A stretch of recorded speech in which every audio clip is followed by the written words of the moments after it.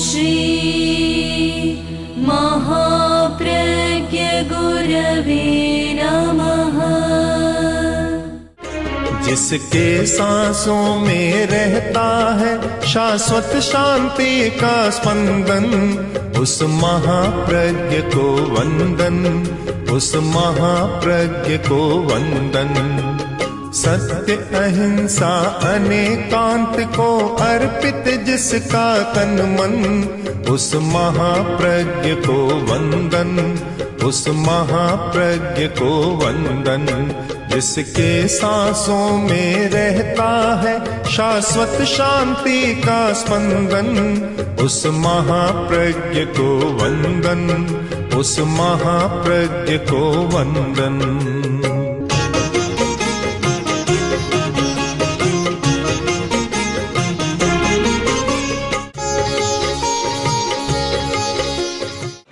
दो प्रकार के मनुष्य होते हैं।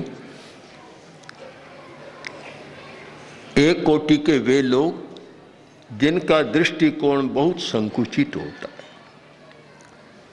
और दूसरी कोटि के वे लोग जिनका दृष्टिकोण उदार होता है।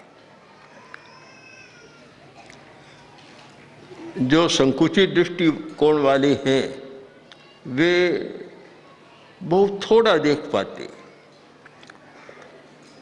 किसी भी वस्तु को और किसी व्यक्ति को समग्रता से नहीं देखते। एक बात को लेकर धारणा बना लेते हैं और उसके आधार पर यह आदमी अच्छा है और यह बुरा है, अपना निर्णय घोषित कर देते। उदार दृष्टिकोण वाले होते हैं, वे वस्तु या व्यक्ति का समग्रता से निरीक्षण करते हैं कि समग्र में यह कैसा है।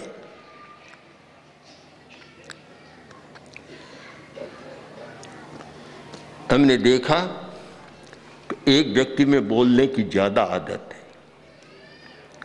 अब उस व्यक्ति को क्या माना जाए? बोलता रहता है, हर बात में बोलता है, मतलब हो तो भी बोलता है, बिना मतलब है तो भी बोलता है, पूछने पर भी बोलता है, बिना पूछे भी बोलता है। तो अब एक उसका गुण हो गया कि वह वाचाल है। अब उसके वाचाल स्वभाव को लेकर निर्णय करें। अगर संकुचित दृष्टिकोण वाला है तो वह कहेगा निकम्मा आदमी है, काम का नहीं है, बिना मतलब बोलता रहता है। तो यह तो व्यक्ति का एक गुण है, वाणी। पर उसमें एक विशेषता भी हो सकती है कि वह बहुत ही ज्यादा चिंतनशील व्यक्ति है, उसमें विचार की पटुता है, अच्छा सोचता है, वह कर्मठ भी है। अनेक विशेषताएं हैं, एक कमी भी है। अब जो संकीर्ण दृष्टिकोण वाली है वे एक कमी को लेकर और उस व्यक्ति का अवमूल्यन कर देते, अच्छा नहीं है, काम का नहीं है आज, और शेष विशेषताओं को उपेक्षित कर देते हैं, गौण कर देते हैं। इससे एक प्रतिक्रियात्मक व्यवहार पैदा होता है। प्रतिक्रियात्मक होगी क्योंकि उसमें जो इतनी विशेषताएं थी उसको वह नहीं देख सका, केवल कमी को देख सका। उदार दृष्टि वाला वह कमी को भी देखेगा पर साथ साथ विशेषताओं को भी देखेगा और विशेषताओं के आधार पर उस व्यक्ति की उपयोगिता प्रमाणित करेगा। व्यक्ति कितना उपयोगी है, कमी हो सकती है, ऐसा कोई भी शायद मिले कि जिसमें कोई कमी न हो, ऐसा भी शायद न मिले जिसमें कोई भी विशेषता न हो। संकुचित दृष्टिकोण वाला उस कमी को सामने लाकर विशेषताओं पर पर्दा डाल देता है। उदार दृष्टिकोण वाला कमी को एक तरफ रखकर, एक बार एक तरफ रखकर विशेषताओं को उजागर करता है।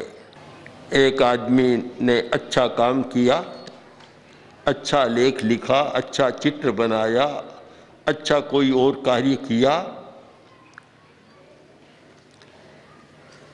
तो संकुचित दृष्टिकोण वाले में प्रमोद भावना नहीं होती। संकुचित दृष्टिकोण का एक लक्षण यह है कि ये मुझसे आगे न चला जाए। एक प्रवचनकार है, व्याख्यानदाता है, व्याख्यान देता है, और दूसरा भी कोई साथी है, व्याख्यान देता है। एक व्याख्यानदाता कोई कथा कहता है, दूसरे ने पहले कह दी, इतने में तो बस विग्रह शुरू हो गया कि मैं कहता हूं वह बात तुमने क्यों कही। तो मैं कहता हूं, मैं जिस ग्रंथ का भाषण करता हूं तुमने उसका क्यों किया। कोई अच्छा बोलने वाला है, लोग आकर प्रशंसा करते हैं कि उसने बहुत अच्छा दिया, ये तुम क्या जानते हो अच्छा क्या होता है, बुरा, मौन रहो, चुप रहो।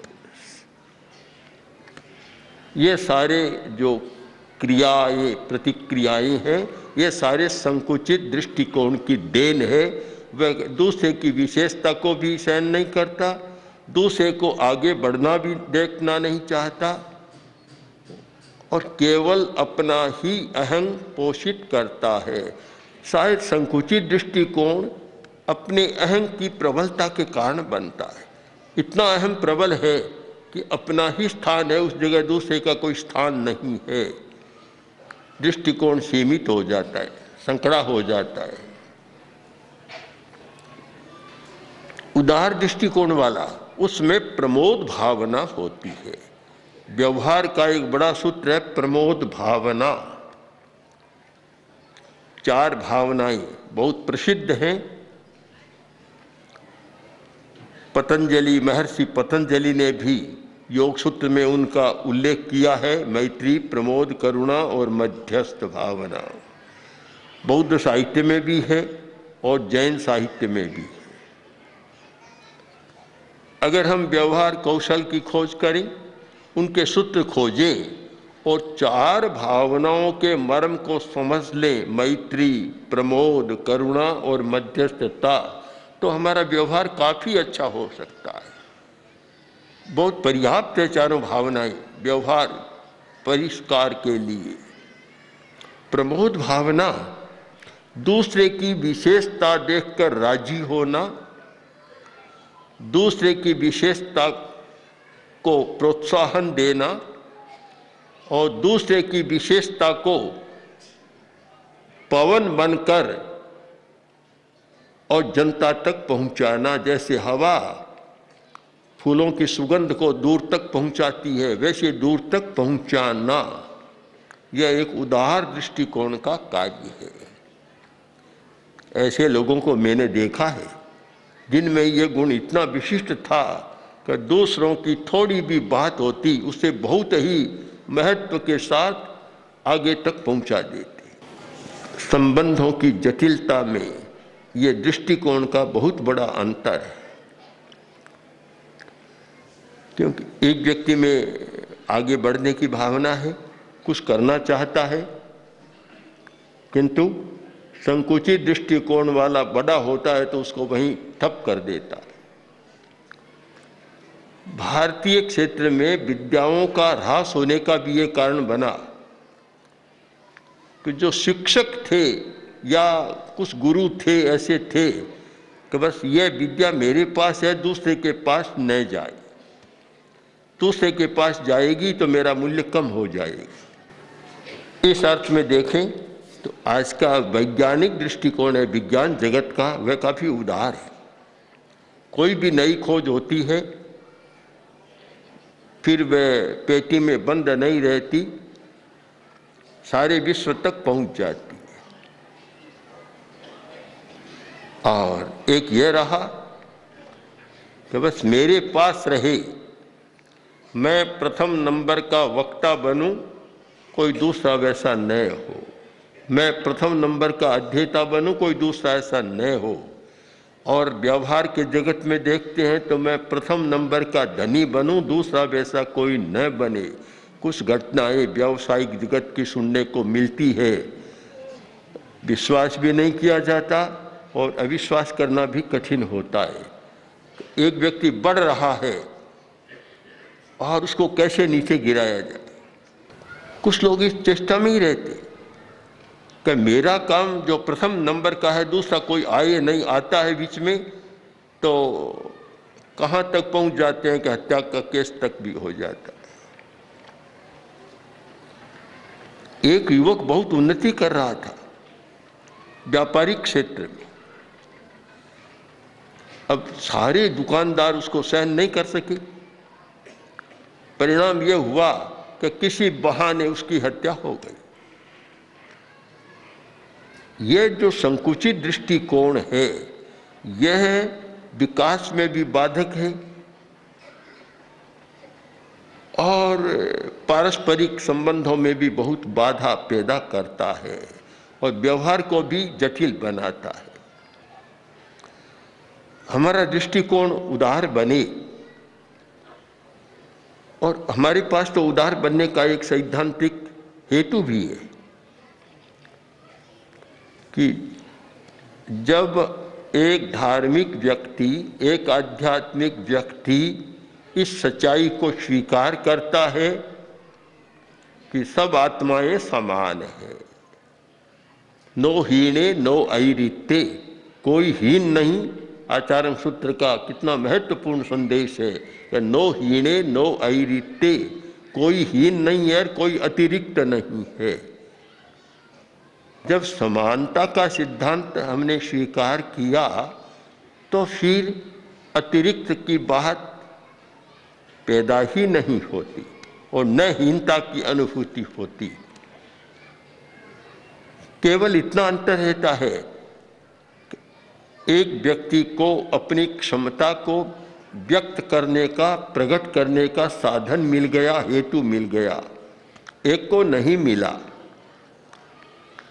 तो दूसरे व्यक्ति का काम तो ये होना चाहिए कि ये मेरे जैसा ही है, मेरा साथी है, और इसको ये नहीं मिला तो मैं कैसे इसको ये उपलब्ध कराऊं, कैसे मैं सहयोग करूं। समानता के आधार पर सहयोग की भावना पैदा होती है। या तो हम समानता के सिद्धांत को स्वीकार न करें, और जब समानता के सिद्धांत को स्वीकार करते हैं कि हमारी मौलिक समानता है, मूलतः हम सब समान हैं, कोई अंतर नहीं है, ये बाहर के जो अंतर है उनको हम मिटाएं, और कैसे मिटाएं इस पर हमारा चिंतन चले। एक कमजोर विद्यार्थी है, दूसरा क्षमता वाला विद्यार्थी है, तो देखा है कि वह क्षमता वाला कमजोर को पढ़ाने में अपनी शक्ति लगा देता है, अपना समय लगाता है। आचार्य तुलसी को हमने देखा कि वे दूसरों की क्षमता को जागृत करते थे। उदार दृष्टिकोण का परिणाम है। फल किसको मिला? फल उन्हीं को मिला। विकास उनके संग का हुआ, उनकी शक्तियों का हुआ, या उनकी ख्याति उनकी बढ़ी, फल तो मिलता है। स्वामी विवेकानंद ने जो कार्य किया, तो अगर रामकृष्ण परमहंस संकुचित दृष्टि वाले होते और विवेकानंद को वह नहीं देते जो देना था, तो दोनों तरफ घाटा। उधर तो विवेकानंद सामने नहीं आते और इधर रामकृष्ण परमहंस का भी वह यश नहीं होता जो विवेकानंद के कारण हुआ। बहुत गहराई से इस पर हमें चिंतन करना चाहिए कि जिस व्यक्ति में जो विशेषता है उसको कैसे प्रोत्साहन दिया जाए। अगर ये आ जाए मन में कि ये आगे आएगा तो फिर मेरा क्या होगा, मुझे कौन पूछेगा, या मेरा जो स्थान है वह नहीं रहेगा जो आज है। ये सारे संकुचित दृष्टिकोण के चिंतन हैं और ये चिंतन विकास में बाधक बनते हैं। कोई व्यक्ति दूसरे को आगे आने देना नहीं चाहता। एक दिन ऐसा आता है वह चला जाता है और शक्तियां वही कुंठित हो जाती है। हम गंभीरता से चिंतन करें। एक अग्रणी है, मुखिया है, उसका काम यह है कि जो सहवर्ती है उसका विकास कैसे हो और वह मुझसे भी आगे बढ़े। आचार्य तुलसी का वह वक्तव्य कितना महत्वपूर्ण है कि युवाचार्य महाप्रज्ञ मुझसे भी सवाया काम करेगा। इसमें पूरा व्यक्तित्व उनका छिपा है। उनके पूरे व्यक्तित्व को समझना हो तो एक वाक्य काफी है कि जिस व्यक्ति में इतनी उदारता होती है, इतनी उदारता कि वह दूसरे को सामने रखकर स्वयं पीछे चला जाता, पीछे रहता नहीं है कभी, पर अपनी ओर से पीछे चला जाता है, दूसरे को सामने ला देता है। ये उदारता ही व्यक्ति को महान बनाती है, महानता होती है। प्रवचन हो रहा था, अचानक जैन विश्व भारती में सुधर्मा सभा में अचानक गुरुदेव ने, कोई प्रसंग भी नहीं था, अचानक पूछा कि बोलो बरतारा किसका चल रहा है। अब कोई क्या उत्तर दे। मैंने कहा आचार्य तुलसी का। नहीं, आचार्य महाप्रज्ञ का चल रहा है। एक छोटी सी घटना है, पर छोटी सी घटना बता रही है कि उदारता का अर्थ क्या है, विशालता का अर्थ क्या है, कि जहाँ व्यक्ति अपने आप को सिमेट कर पीछे ले जाए और दूसरे को सामने लाकर खड़ा कर दे। अगर ऐसा है तो व्यवहार बिगड़ने का कोई अर्थ ही नहीं, मतलब ही नहीं, आता ही सामने नहीं आता। व्यवहार कहाँ बिगड़ता है कि जहाँ यह प्रतिक्रिया पैदा हो जाए कि यह तो अपनी अपनी बात करता है, हम लोग इतना काम करते हैं, हमें कोई पूछता ही नहीं है, बस अपनी अपनी सारा बखान करता है, वहाँ व्यवहार बिगड़ जाता है। वहाँ व्यवहार में कटुता आ जाती है और वहाँ प्रतिक्रिया का दौर भी चल पड़ता है। बात तो बहुत सीधी लगती है पर बहुत टेढ़ी बात है, कारण इसमें अहम की बड़ी बाधा है। जब तक हम अहंकार का पूरा विश्लेषण न करें और लोभ का पूरा विश्लेषण न करें, हम व्यवहार का पूरा सामंजस्य नहीं बिठा सकते और अर्थ भी नहीं समझ सकते। व्यवहार में जटिलता लाने वाले दो बड़े तत्व हैं, अहंकार और लोभ, ममकार या लोभ। अहंकार के कारण व्यक्ति अपने आप को श्रेष्ठ स्थापित कर अलग रखता है और दूसरों को थोड़ा हीन रखता है, वहीं व्यवहार में कटुता शुरू हो जाती है। बहुत बड़ी बाधा है अहंकार।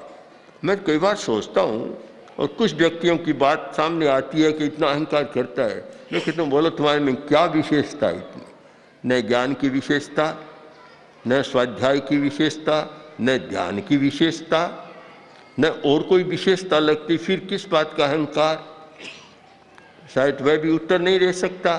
तो आखिर सैद्धांतिक दृष्टि से देखना होता है कि जितनी वृत्तियां हैं उन वृत्तियों में जैन दर्शन की दृष्टि से अहंकार को सबसे ज़्यादा स्थान दिया है कि एक निगोद का छोटा सा जीव, उसमें क्रोध, मान, माया, लोभ, इन चार में से क्या होता है कि प्रथम अहंकार, मान पहला होता है, फिर दूसरी वृत्तियां होती है।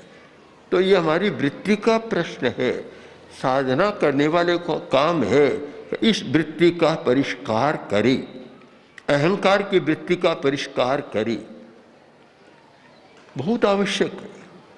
और उसके बिना ये परस्पर में समस्या पैदा होती है, व्यवहार में भी समस्या पैदा होती है। दूसरी वृत्ति है ममकार, मेरापन, ये मेरा है, इसको लेकर व्यवहार में काफ़ी जटिलताएं पैदा होती है कि मेरा है, मेरी पात्री, बस यहाँ भी इसके पास भी समस्या है, मेरा स्थान, इसमें भी समस्या है।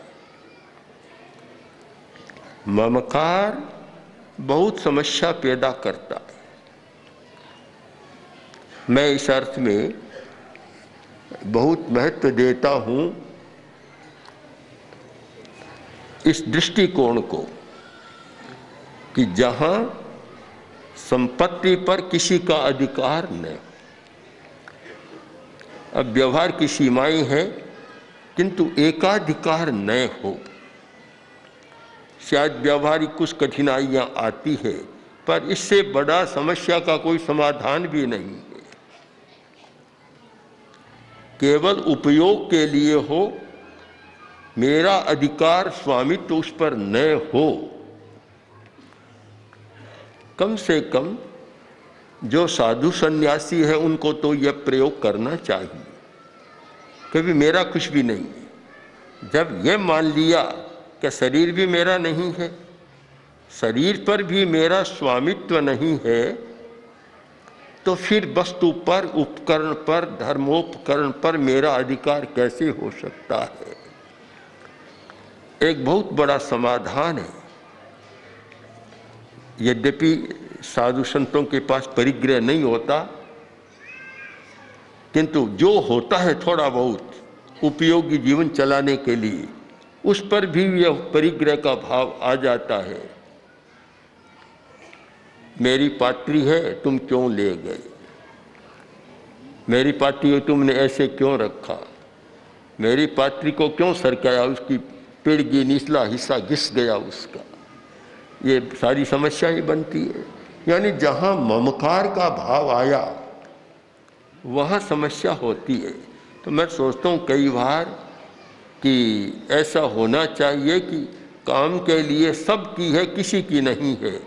अगर ये प्रयोग करे समझिया, कभी पात्र किसी के नहीं, बस समुच्चय के हैं, काम के लिए ले जाओ और रख दो अपना, जिम्मेवारी किसी की नहीं। तो फिर एक व्यवहार का प्रयोग हो सकता है। तो अहंकार और ममकार ये पारस्परिक संबंधों और पारस्परिक मधुर व्यवहारों में विच्छेद डालने वाले और साथ साथ समस्या पैदा करने वाले हैं। तीसरी बात यह भी है, माया कपट भी। ऋजुता, सरलता है, वह व्यवहार बहुत अच्छा रहता है। अविश्वास नहीं होता, संदेह पैदा नहीं होता। और जब आदमी संदेह के कटघरे में खड़ा नहीं होता तो समस्याएं भी कम होती है। संदेह के कारण बहुत सारी समस्याएं पैदा होती है। तो संदेह न रहे, सरलता रहे। राजनीति के क्षेत्र में आजकल पारदर्शी सब चलता है, पारदर्शिता। मुझे नहीं पता पारदर्शिता का अर्थ क्या है वहाँ, पर साधना के क्षेत्र में ये बहुत जरूरी है कि सरलता रहे, हम छिपाए नहीं। जहाँ छिपाते हैं वहीं व्यवहार जटिल होना शुरू हो जाता है। तो उसने ये छिपा लिया, ये छिपकर काम कर लिया, वहाँ व्यवहारिक कठिनाई पैदा होती है। तो ये पारस्परिक संबंधों में बाधा डालने वाले तीन तत्व हैं, अहंकार, ममकार और माया कपट। इन तीनों से बच सके और तो उदार दृष्टिकोण बनेगा। दृष्टिकोण को संकुचित बनाने वाले कारक तत्व ये हैं। जिन व्यक्तियों ने इन तीनों पर अपनी विजय प्राप्त कर ली, वे नैरो माइंडेड, संकुचित दृष्टिकोण वाले नहीं होते। उनका सारा चिंतन विचार इतना ब्रॉड, इतना एक व्यापक होता है कि वे व्यापक दृष्टि से सबको देखते हैं। जिनका दृष्टिकोण व्यापक है तो समझ लेना चाहिए कि उन्होंने अहंकार, ममकार और माया कपट पर अपना अनुशासन किया है। और जिनका दृष्टिकोण संकुचित है तो समझना चाहिए कि उनका अहंकार, ममकार और माया कपट अभी उत्तेजित है, आविष्ट है, शांत नहीं है। तो हम दोनों कसौटियों पर कस सकते हैं। और फिर ये बात स्वीकार करने में कोई कठिनाई नहीं कि जो व्यक्ति उदार दृष्टिकोण वाला होता है वह व्यवहार में मिठास भर देता है, और जो संकुचित दृष्टिकोण वाला होता है वह व्यवहार को कटु बना देता है। हम ऐसी साधना करें जिससे वे तीनों अहंकार आदि शांत हो, उपशांत हो, हमारा दृष्टिकोण व्यापक बने, हम दूसरे की अच्छाई को भी देख सकें, दूसरे की विशेषता को भी देख सकें और दूसरे की विशेषता को प्रोत्साहन दे सकें, और कहीं अपेक्षा हो तो पीछे रहकर उसे आगे भी ला सकें। इतनी क्षमता जागृत हो जाए तो व्यवहार कौशल का एक अमोघ सूत्र हमारे हाथ लग सकता है और व्यवहार हमारा बहुत ही माधुर्यपूर्ण हो सकता है। ओम आरंभ। ओम श्री महाप्रज्ञ गुरवे नमः। ओम श्री महाप्रज्ञ गुरवे नमः। ओम श्री महाप्रज्ञ गुरवे नमः। ओम श्री महाप्रज्ञ गुरवे